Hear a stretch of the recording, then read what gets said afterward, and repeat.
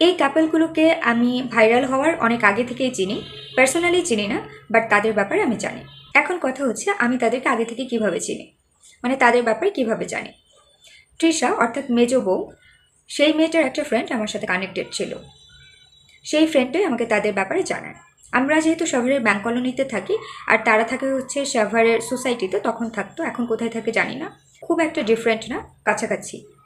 তো তার ফ্রেন্ড, আমিও যেহেতু কন্টেন্ট মেক করি, তার ফ্রেন্ড আমাকে বলেছিল তুমি তো অনেক আগে থেকে, আমি সেই 2018 সাল থেকে কন্টেন্ট মেক করি, তো সেই সুবাদে তিনি আমাকে বলেছিলেন তুমি যেহেতু অনেক আগে থেকে কন্টেন্ট মেক করো, বাট তুমি তো অনিয়মিত, যার কারণে কিছু করতে পারছো না, তো তুমি চাইলে, আমার একটা ফ্রেন্ড আছে, ওরা ইদানিং টুকটাক ভিউ পাচ্ছে, তো ওদের সাথে কাজ করতে পারো। তখন আমি না করে দিয়েছি যে না, আমার যদি এরকম কোনো ইচ্ছে থাকতো তাহলে আমার ফ্যামিলি মেম্বার, আমার আত্মীয় স্বজনের মধ্যে অনেক বড় বড় ইউটিউবার বা কন্টেন্ট ক্রিয়েটর আছে, আমি তাদের সঙ্গে কানেক্টেড হতে পারতাম, বাট আমি হইনি, আমি নিজে কিছু করতে চাই। পরে আমি আরও বললাম যে আসলে কারো মাধ্যমে আমি বড় হতে চাই না, কারণ এরপরে যখন একটু তর্কাতর্কি লাগবে বা মানুষ যেহেতু মনোমালিন্য হতেই পারে, তখন তারা আমাকে এটা নিয়ে কথা শোনাবে যে তুমি নিজে কী করেছো, যতটুকু উঠতে পেরেছো শুধুমাত্র আমাদের দ্বারা উঠতে পেরেছো। তা আমার যে এত কষ্ট এত পরিশ্রম 2018 সাল থেকে আমি কষ্ট করছি, বা আমি একটা ড্রিম দেখছি, আমার কষ্টগুলি বৃথা হয়ে যাবে। তারপরও তার ফ্রেন্ড আমাকে ওনাদের পেজের লিঙ্ক দেয় এবং বলে তুমি একটু ঘুরে দেখো জাস্ট। তো তখন আমি তাদের পেজে ঢুকে দেখি তাদের পেজের ফলোয়ার খুব একটা ছিল না, 5K অথবা 7K এরকম ছিল, এবং ভিউ হতো খুব অল্প অল্প। 3-4টা যাওয়া কমেন্ট করতো, তার মধ্যে 3টাই হচ্ছে নেগেটিভ আর একটা হচ্ছে পজিটিভ, আর সেটা দেখে বোঝা যেত সেটা ওনাদেরই রিলেটেড কেউ একটা হবে যে কমেন্টটা করেছে, অর্থাৎ যে পজিটিভ কমেন্টটা করেছে। তৃষা মেয়েটা ফ্রেন্ড আমাকে আবার নক দিল, নক দিয়ে বললো যে পেজটা কি ঘুরে দেখেছো?